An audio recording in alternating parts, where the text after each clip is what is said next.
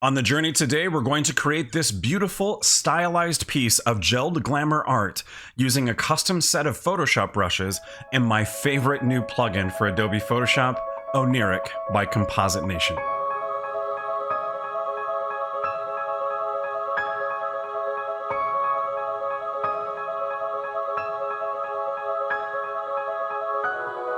Hey folks, welcome back to the channel. I'm David Bird with Reality Reimagined. I'm an award-winning photographer and Photoshop artist that specializes in fantasy composite art. Gelled photography has quickly become a part of my repertoire of work, and I love exploring this lighting pattern in the various types of photography that I produce. As I've continued forward with gelled glamour photography, I've been looking for ways to infuse an element of compositing into the evocative scenes, adding to the story and the visual allure. Today, we'll do precisely that, using a custom set of brushes that I've created for Adobe Photoshop. Before we dive in, I would love to earn your help in growing this channel on YouTube. My first goal is to hit 1,000 subscribers, and at the time of this recording, we're sitting at 934. The goal is in sight, and if you like the content you find today, then please give this video a like and consider subscribing to the channel. New content debuts each week in photography and Photoshop education, and when you subscribe, make sure to hit the bell icon so you'll be notified of that new content when you return to YouTube. Your support is so very greatly appreciated, and now let's hit the Photoshop and get to making some art. This is the gel glamour image that we're going to be using for today's art. This is my wonderful friend Danielle, and you can see more of her work by visiting the Instagram account at the link below. So let's talk about these brushes very quickly and where they came from. They kind of have a nerdy origin, so to speak. I made this first brush, the one that we're going to use today, for my Star Wars composites. So any Star Wars character that's associated with the Empire, any location that's associated with the Empire, they have a custom set of lights in those scenes, the Death Star, Star Destroyers, and so forth. It's these columns of light that have a very unique pattern. And so I made this brush to be able to create those lights for Star Wars composites. And as I continued to evolve my composite work, especially for image competitions, I started getting into Cyberpunk. And for image competition, when you do a composite, everything in the composite you have to be the maker of. Whether it's the sky or neon glows or whatever, you have to be the one that created it. So for the Cyberpunk images that I've been doing for this year's image competition season, I've been needing some futuristic cyberpunk cityscapes, and I had to use cities stock that I have captured from the United States. I've not been able to travel outside the United States to a place like Hong Kong, where Hong Kong has a very beautiful, unique, colorful cityscape. So I continued to evolve the brushes so that I could add my own neon signs and glows and lights to the scenes that I was creating. Then when Oniric came along, Oniric, by the way, if you're new to the channel and you don't know what it is, Oniric is a very powerful plugin for Photoshop that creates non-destructive glows and light and color into scenes. I absolutely love this plugin. You can get your own copy by going to compositenation.com. There is a link in the description below. So when Oniric came along, I started utilizing it with the brushes that I made a while ago, and I loved what it was able to add on top to the brush and creating the colors and the glows and so forth. I continued to use the brushes in my Cyberpunk work, but then I started thinking, what about gel glamour? Like, gel glamour is most of the time photographed in the studio. And so as I'd already explored Oniric, just adding a general glow to the scene, I wanted to start exploring my brushes with gel glamour and compositing in some interesting elements that's not quite a fully realized composite, but would be able to create some of those interesting effects. So let's talk about the layers that you see on the screen and the lighting for this scene, and then we'll start making the brushes and making those glows. So this is the layer of Danielle that's been extracted, and then this is a piece of texture that I purchased from Adobe stock. She was just extracted, photographed against a gray piece of seamless paper. There are 4 lights into this scene. There are 2 orange gels on either side. There is a blue teal that is boomed above her, and then a blue light that is behind me that's cascading into the scene.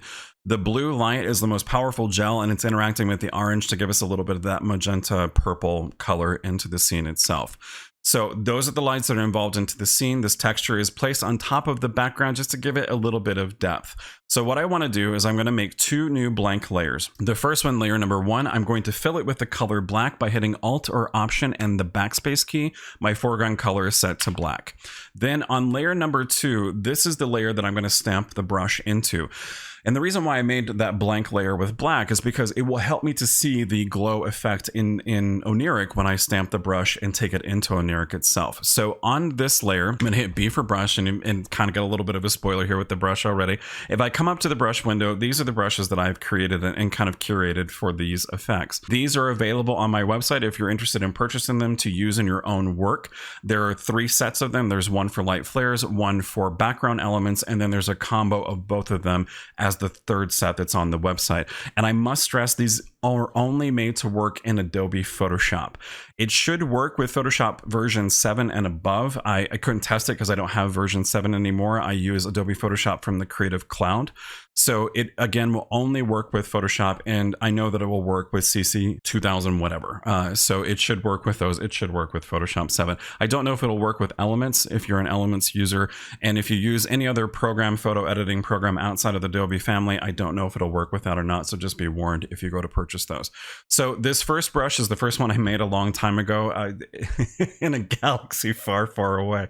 And so I'm going to use this brush for this scene. So sorry, I'm making myself laugh here. So I'm going to stamp it one time just so we can see what it looks like. It's these 3 columns of light, and then I would just cut out certain sections of them to make those Star Wars composites themselves.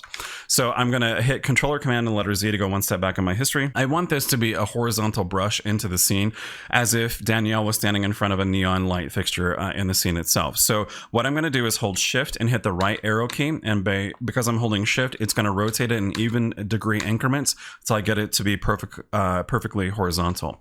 Then I'm going to use the right bracket key to make it a little bit bigger. We're probably going to go to its biggest. We'll stop at 4600. I like where that looks. So I'm positioning it, the brush, kind of in that mid-range within the image itself. The opacity and flow is set to 100%, so I'm just going to click once with my mouse and stamp the scene with this brush. Now I'm going to hit the V for the move tool to get off the brush, and I'm going to turn off the layer of Danielle and then go into Oniric. The topmost active layer that we can see in the stack is the brush itself, and Oniric is going to see that and nothing else because that black layer below it. So I'm going to click Generate and take us into Oniric. Again, if you're new to Oniric, it does a lot under the hood to be able to create this effect. So sometimes it can run just a little bit slow. That is not a reflection of the program. It is just very powerful, doing a lot in Photoshop to create the look. So we're in Oniric. We're going to use the diffuse ability to create the glow to itself. Right now, it's seeing all 3 columns of light. By hitting X-ray, we can see what Oniric sees. Just with the base default settings of intensity 100, radius 20, threshold of 0.25, and exposure set to 0, we have a great glow. So I'm going to go ahead and hit Colorize to add some color to the scene. And I think I want to use an orange color because, again, with the photography, there's 2 orange gels on either side of her. So let's try to match the colors behind her with orange. If we need to change the color, we can always bring it back into Oniric to change the color, or use a hue saturation adjustment layer in Photoshop to change the color. So once I clicked Colorize, that enabled the color, the hue set to 0 right now. I'm going to move it over just a little bit to like maybe, let's go like 18 is fine. Let's see what that looks like for orange. Good. It's got a little bit of that yellow cast to it, which is fine, and I'm okay with that. The saturation automatically is default setting to 80. Let's go ahead and increase it to 100. Why not? It's a colorful element to the scene. Let's go ahead and have it there. So that looks good. I'm going to go ahead and hit save, and now I need to name it something, so I'm just going to name it 1 and then hit save. Oniric is going to generate all of this. Again, this can take a little bit of time depending upon the speed of your computer, because it's converting a 16-bit image into 8-bit to be able to render the view in Oniric, and then taking it back to 16-bit when it produces the effect. So now we have our glow into the scene. Something that's important to remember is that it's been populated to a layer here that's at the top of the layer stack. It's been named the Oniric element, and then whatever individual label we gave to it. It's on a blending mode of screen. It's at the top of the layer stack. I'm going to turn on the picture of Danielle. It's above her. You can work with it this way if you want to. You can use some of the light flare brushes that I've created to do precisely that, to give Oniric a little bit more of a build of light and color, or you can just utilize the brush itself without Oniric in Photoshop, using motion blurs and glows and colors and solid color adjustment layers to give it a glow, to give it color, and to give it those effects. So I want to move it down in the layer stack right below Danielle. And now I'm going to turn off these 2 layers that we created. So now I can see the original texture in the background, and I can see that Danielle is clearly above the scene itself. So one of the things that I like to do with this kind of effect, though, is that I love the glow, but I need to control it. Now I can take it back into Oniric and reduce the intensity and some other elements, use the layer masks inside of Oniric to paint away the effect, or I can use another method inside of Adobe Photoshop, which is called Blend If. So I'm going to hold Control or Command and double click the layer anywhere where there's not a word or a thumbnail or an icon. And then I'm going to come to the Blend If section here in the Layer Style window. So Blend if you're not familiar with it, very briefly, essentially you have the option of saying this layer, which is right here, I want the shadows to blend down to the existing shadows of the underlying layer or the highlights. Or I can say the underlying layer, I want the shadows to come up and through the top layers, or the highlights to come up and through the top layers. In this case, I want the original shadows of this scene to start to fade away. So I'm going to move this triangle, but I need to feather the effect. So to feather it, I need to hold Alt or Option and click the triangle and it splits it. And when I do, it will feather down the glow itself. Let me turn off my little mouse tracker so you can see what's happening in the background here. So as I continue to move this triangle, you can see that the glow is dissipating from the Oniric layer that we just produced using that custom brush in Photoshop. So I'm going to move it around just a little bit. I want there to be a nice glow, but it was so vibrant and bright that I'm losing some of that background. So once that's done, I think that looks pretty good. I'm going to hit OK. And now we have this interesting element to the scene and have that glow. And so there's more I want to do to give it a sense of feeling and drama within the scene itself. But as a standalone, it can just be just like this. Now, if you're familiar with Oniric and you use it, this is my recommendation to you. If you use these brushes, always go ahead and use Oniric with the subject as well, because again, you don't have to, but as we look at this, there's such wonderful color and glow into this scene behind Danielle, but she's kind of not matching it. When you make a composite, one of the things you want to do is to make sure the colors of your subject match the overall color palette of the scene that you're creating behind them, as well as the luminosity information. So if the shadow detail in the subject is a very deep shadow detail, but there's more of a matte feeling to the shadow detail of all the other elements behind them, from a luminosity perspective, they don't match and it doesn't look right, and your eyes will pick that up. So kind of a reverse of that. There's a very beautiful, colorful background in this scene, but she's not quite matching it from that luminosity perspective. So I'm going to click the layer of Danielle, turn off the glow layer that I created, and turn on this black layer just to make sure that Oniric is just targeting her. Then I'm going to click Generate. Go back into Oniric, and again, this can take a little bit of time. This original image is a 16-bit image. It's converting it to 8-bit so we can see this live view. And again, we're on diffuse, and now I need to see what Oniric sees. So I'm going to click X-ray. It's only seeing just a little bit of her hair and part of her arm right here, because again, it's looking for the light data and the image to be able to build up the effect itself. So to help it see more light information, I'm going to increase the threshold to 0.51. It renders, it sees a little bit more. I'm going to turn off X-ray so I get an actual view of what it's doing. I'm going to increase threshold just a touch more. Let's go up to like 65 maybe. Yeah, I'm starting to like the overall effect. Let's back it down just a couple points. There we go. I like the general glow that I see to the scene. Now I'm going to increase the exposure so we see more of it everywhere else onto the scene itself, onto her arms and so forth. Good. I think that looks pretty good. So I don't need to colorize this because it's using the natural colors in the scene itself. So everything looks good. I'm going to hit save. I'm going to give this a name of number 2. And then it'll take us back into our original document, populating all the information of that glow that it was able to create. Again, this is a process that can take some time depending upon the speed of your computer. So once that's done, I need to turn off that black layer. Now we have the glow on top here of the layer stack, which is above the extracted layer of Danielle. It's a smart object and it comes with a layer mask, so I can paint away some of the effect very minimally if I want to. So I'm going to hit B for brush. I'm going to come down to my general brushes and get a soft round brush. And then I'm going to just paint black into this scene very minimally where we have this hot spot right here on her hair. So I'm on the layer mask. My foreground color is set to black. I'm going to change the flow of my brush to 2% by hitting Shift 0 and 2. And I'm just going to gently use my Wacom tablet and just paint away some of this glow right through there just a little bit. If I go too far, I can paint just a little bit of white right back into that column to start returning some of that glow and effect, and just try to blend it so that there isn't too strong of a hot spot in the scene, depending upon where I want those glows to be. Now, from a luminosity perspective, the background element that we use the custom brush to create and the model, the subject, all match from luminosity. So I like the overall effect that we see into this scene. I do want to experiment with changing some of the colors. Instead of going back into Oniric, I'm going to use the Hue Saturation adjustment layer. So I'm going to click it, and then I'm going to clip it to the effect that we made with Oniric and the custom brush. And to clip it to it, I'm just going to hold my cursor between these two layers and hold Alt Option, and that's going to change the icon to be a square with a little arrow. When I click it, it now is clipped down. It will only affect the glow background that we have. So with the properties window here, I'm just going to start changing the hue and seeing the different colors. I kind of want to go to that magenta, just to see what it does. Magenta is one of my favorite colors, as well as it's one of the primary colors for Reality Reimagined in the color palette for the logos and so forth. So it's, I'm biased. I like magenta. So that magenta purple looks pretty good. I did like the orange yellow that's in the scene. But I think I want to go back to, no, let's try, I can't make up my mind.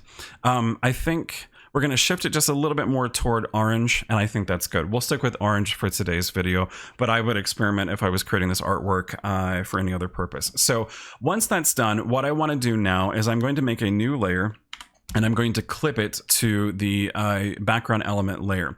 And again, using the same process of creating a clipping mask, I just have bound the F7 key on my keyboard to create a clipping mask because I clip things on the regular.